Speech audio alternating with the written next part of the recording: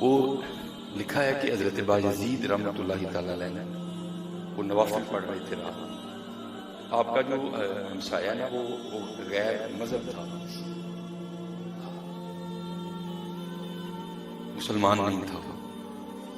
وہ رات کو نا مسلسل ہمسائے کے گھر سے رونے کی آواز آئی. لگی حضرت عبادت کرتے رہے، لیکن آپ نے کہا نہیں، اس وقت دروازے پہ دستک دینا غیر مناسب ہے. صبح دیکھیں گے جب دن چڑھا نا تو حضرت باجزید نے غیر مسلم ہمسائے کے دروازے پہ دستک دی. تو اس وقت تو جو غیر مسلم تھے نا حضرت، اب تو شرم و حیا کا ہم نے جنازہ نکال دیا. نظر آئی چند بے پردہ مجھ کو بیویاں، اکبر غیرت قومی سے زمین میں گڑ گیا. میں نے پوچھا بیویو تمہارا پردہ کدھر گیا؟ کہنے لگیں عقل پہ مردوں کے پڑ گئے. اب تو ہم نے غیرت کا جنازہ نکالا، ہم نے غیرت کا جنازہ نکالا. اللہ معاف فرمائے. ہماری بچیاں ہمارے سامنے اس طرح کے انہیں دیکھتے ہوئے شرم آتی ہے. اللہ معاف فرمائے. اب اپنی بیٹیوں کی ٹانگیں نہیں دیکھیں گے. اب اس سے آگے میں نہیں بول سکتا. کیسا ہم نے شرم و حیا کا جنازہ نکالا. یہ کیا کرے ہماری بیٹیاں جو ہمارے سامنے اس ساتھ میں آتی ہیں، سمجھ نہیں آتی کو کس طرح دیکھیں. چلو چھوٹی چھوٹی بچی، میں بازار چلے جائیں، یہ بازاروں کا حال ہے.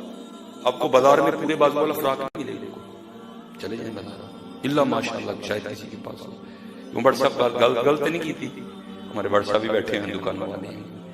آپ کو نہیں ملے گا بازو والا فراق بچے، ہے ہی نہیں معاملہ کوئی.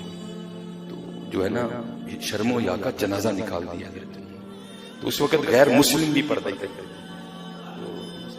وہ باپردہ خاتون حضرت نے پوچھا ساری رات آپ کے گھر سے رونے کی آواز آتی رہی ہے بچے کی، کیا ہوا خیر تو ہے؟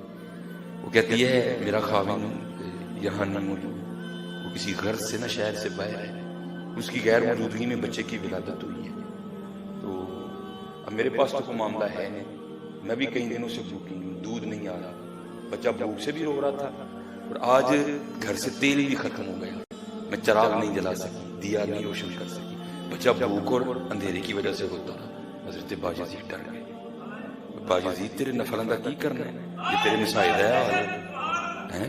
کل حضور کو جا کے کیا منہ دکھائے گا؟ صحابہ کہتے ہیں نبی علیہ السلام نے ہمسائے کے لیے ہمیں اتنی وصیت کی، اتنا ہمیں سمجھایا، اتنا ہمیں ڈرایا، ہمیں ڈر لگ رہا تھا حضور نبی علیہ السلام کہیں ہمسائے کو وراثت میں شریک نہ کر دیں. وہ کل تو کیا جا کے رسول اللہ کو منہ دکھائے گا؟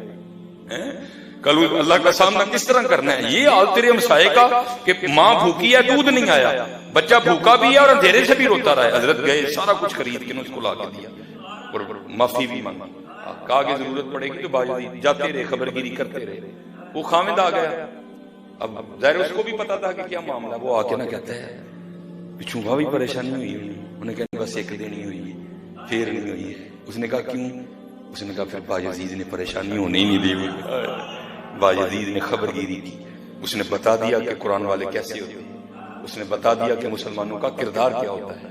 وہ لکھا ہے کہ وہ نہ باجزید رحمت اللہ تعالی کا شکریہ ادا کرنے آیا. حضرت باجزید اس کے سامنے رو پڑے، بھائی میں نے 10 تو معاف کر چھڑے ہیں، تو 10 تو معاف کر چھڑے ہیں. اب بھائی تیری بیوی بھوکی رہی، دودھ نہیں آیا، بچہ بھوک نہ رویا، پھر بچہ نیرے نہ رویا، میں تیرا ہمسایہ ماں معاف کر چھڑے ہی نہیں. وہ کہتا ہے حضور معافی موکی دی گل تے بعد چ کرانگے، پہلے کلمہ پڑھاؤ.